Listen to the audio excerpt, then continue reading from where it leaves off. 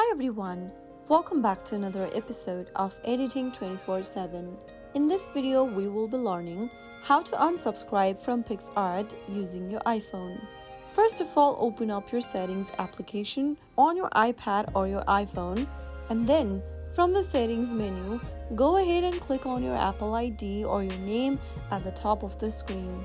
On the next page, click on the subscriptions option and scroll through your active subscriptions. Select PicsArt from the active subscriptions list and then click on Cancel Free Trial or Cancel Subscription. Click on Confirm on the next page and you will be able to unsubscribe from PicsArt. Even though you have cancelled your subscription will remain active until the end of the current billing cycle.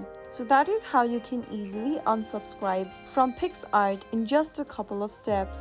If you found the video to be helpful, go ahead and give us a thumbs up. Don't forget to subscribe to our channel by hitting the subscribe button. Press the bell icon so that you'll never miss another upcoming upload from us. I will be back again in the next video. Thank you for watching.